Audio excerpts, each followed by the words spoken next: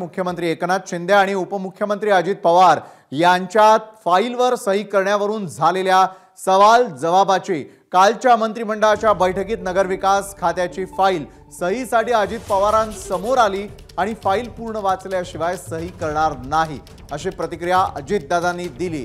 त्यावर एकनाथ शिंदेंनी अहो दादा तुमच्या फाईलवर आम्ही सही करत नाही का अशी विचारणा केली। मात्र निवडणुकीच्या तोंडावर प्रत्येक निर्णय बारकाईने घेण्याची गरज असल्याचं म्हणत अजितदादांनी सहीसाठी नकार दिलाय। आणि विशेष म्हणजे हे सगळं उपमुख्यमंत्री देवेंद्र फडणवीसांच्या समोर सुरू होतं। ते निमूटपणे सगळं पाहत होते आणि दरम्यान तानाजी सावंत यांनी देखील अजितदादा फाईलवरती सही करत नसल्याचा मुद्दा उपस्थित केलाय। हे फाईल आणि सही नाट्य संपल्यानंतर मुख्यमंत्री आणि दोन्ही उपमुख्यमंत्र्यांनी एकत्र जेवण करत पुढची कामं सुरू ठेवली। राजू सोनवणे आपले प्रतिनिधी या संदर्भात अधिक माहिती देतात। राजू, मुख्यमंत्री आणि उपमुख्यमंत्री यांच्यामध्ये सुरू असलेल्या सवाल जवाबासंदर्भातली सगळ्यात मोठी बातमी आहे, काय नेमकं घडतंय त्या दोघांमध्ये?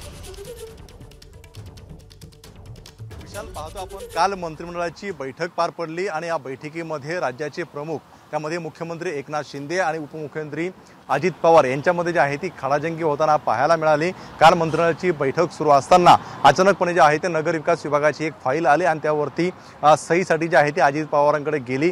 मात्र त्यावरती अजित पवारांनी जी आहे ती सही करायला नकार दिला, कारण ह्या फाईलवरती काय आहे नेमकं वाचावं लागेल, त्यामुळे ऐन वेळ आली तर सही करायची कशी अशा प्रकारचा जो आहे तो सवाल उपस्थित केला। आणि त्यानंतर मुख्यमंत्र्यांनी सुद्धा त्याला उत्तर देताना पाहायला मिळालं का मी सुद्धा तुमच्या फाईलवरती सही करत नाही का, माझ्याकडे सुद्धा फाईल आल्यानंतर मी न वाचता जे आहे ते सह्या करतो अशा प्रकारची प्रतिक्रिया जी आहे ती मुख्यमंत्र्यांनी दिलेली पाहायला मिळाली।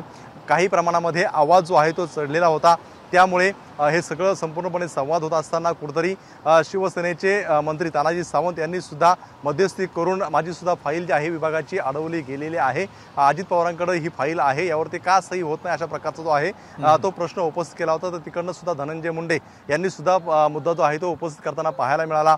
एकूण जर पाहिलं तर फाईलवरती सह्या करण्यावरून जे आहे काल खडाजंगी होताना पाहायला मिळाली। मुख्यमंत्री आणि उपमुख्यमंत्री अजित पवार यांच्यातली ही खडाजंगी होती आणि हे सगळं जे आहे उपमुख्यमंत्री देवेंद्र फडणवीस यांच्या समोर होताना पाहायला मिळालं। खरं तर आपण पाहतोय की आज सकाळीच आपण एक मोठी बातमी केलेली होती की त्यामध्ये अनेक फाईल ज्या आहेत त्या मुख्यमंत्री कार्यालयामध्ये कशा प्रकारच्या अडकतात, त्याचा दुसरा पार्ट जो आहे तो कालच्या मुख्यमंत्र्यांच्या बैठकीमध्ये होताना पाहायला मिळाला।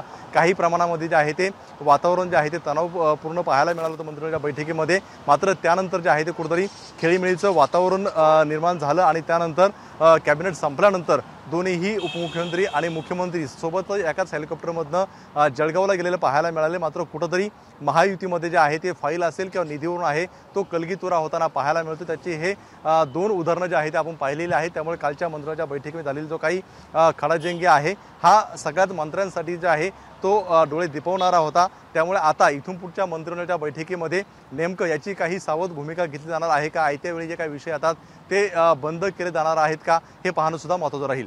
नक्कीच धन्यवाद राजू आपण दिलेल्या या सविस्तर माहितीसाठी। एबीपी माझा, उघडा डोळे बघा नीट।